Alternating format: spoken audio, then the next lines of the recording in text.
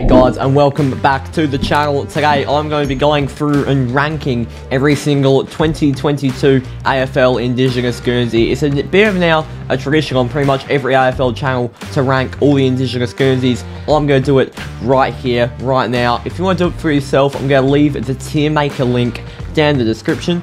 And let's get right into it, because there are some absolute bangers this year. Alright, starting off, we'll go in alphabetical order. I might jump like up a little bit. We've got the Agolade Crows.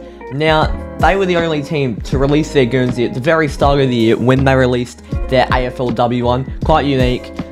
It's a bit of a stock standard Indigenous Guernsey. Obviously, I'm not ranking them based on the meaning. I'm ranking them based on how good I think they look.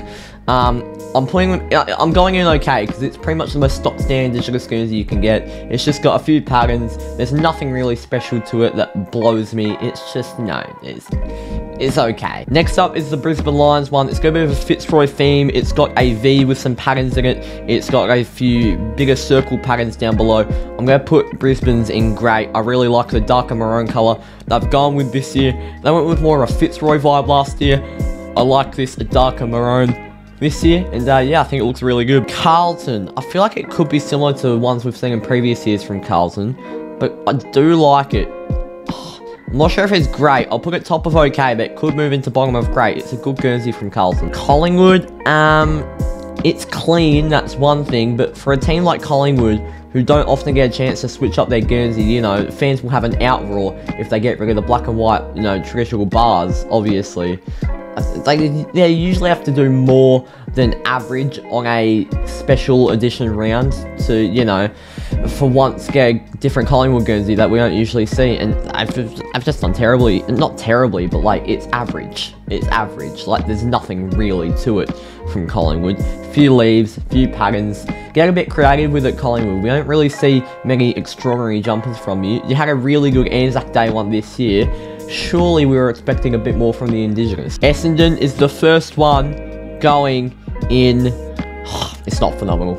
I'll put it top of great. I absolutely love this Essendon one. The Dreamtime teams smash it each year, except Richmond will also go in great, but below Brisbane. I'll do both the Dreamtime ones there.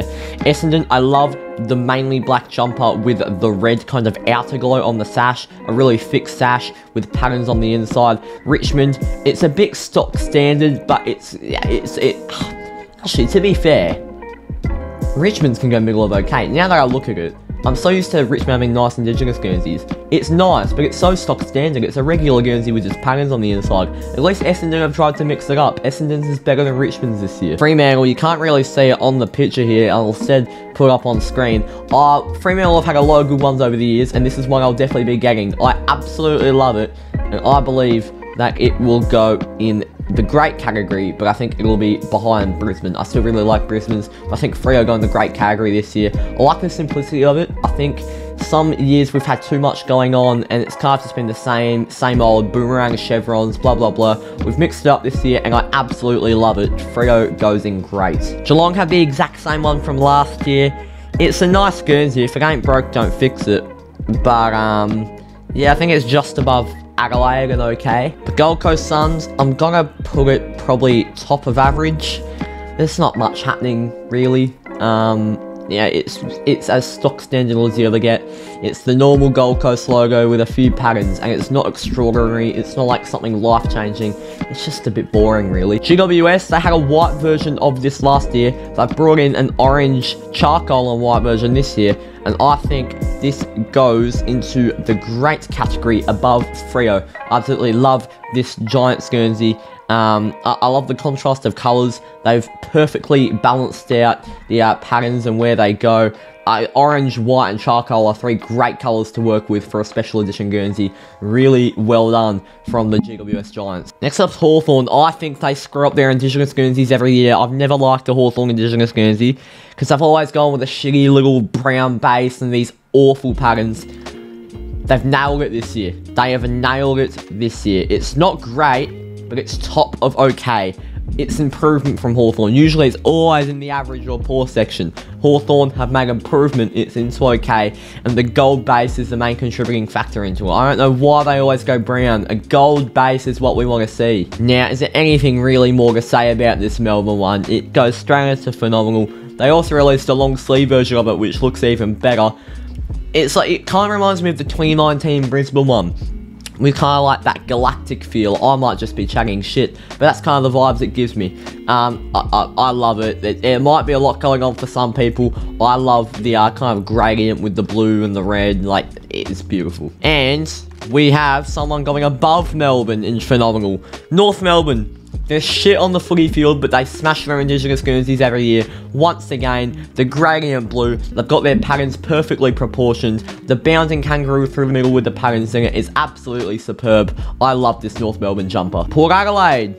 This now goes in the bottom of phenomenal. 3 phenomenals in a row. Port Adelaide, you might say, oh, it's a little bit too black, a little bit too boring. I actually like the simplicity of it compared to the one, like, Collingwood and Gold Coast, you can't call that simplicity. You can't just call it a bit stock standard. Port Adelaide have taken the term simplicity and they've turned it into something special. It's really, really nice with the light chevrons, some light patterns down lower on the body. I think Lockie Jones, Port Adelaide defender, designed this. I really like it. And St Kilda, we do have, I believe, maybe for back-to-back years, I think they were second last year. But this year, it is my favourite Indigenous Guernsey. St Kilda and North Melbourne were both in phenomenal last year, and St Kilda and North Melbourne are both in it this year.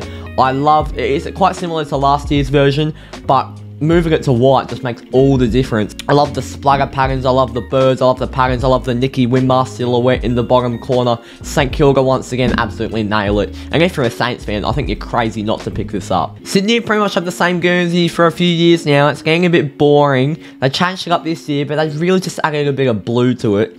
I'll chuck it above Adelaide, but it's still quite stock standard. West Coast, I had the same as last year. It's okay. It is okay, don't get me wrong. I'll put it in top of okay, but it's the same as last year. I want to see a bigger change. Come on, West Coast. And the Western Bulldogs, same as last year once again. I wasn't an incredible fan of it last year. Like, it was okay. I'll chuck it below the Agolade one. Bulldogs go in end of okay. Now I'm going to see if there's any changes I want to make. Carlton's is nice. I could put it up. Nah, I'm happy with this order. I am happy with this order. So in average, we've got Gold Coast and Collingwood, nobody, and poor. In okay, we've got West Coast, Hawthorne, Carlton, Richmond, Geelong, Sydney, Adelaide, and the Western Bulldogs. In great, we have Essendon, Brisbane, GWS, and Fremantle. And in phenomenal, we have St Kilda, North Melbourne, Melbourne, and Port Adelaide. Thank you all for watching today's video. As I already said, if you want to do this yourself, I'll leave the Team Maker link down in the description. And I'll see you all next time. Cheers.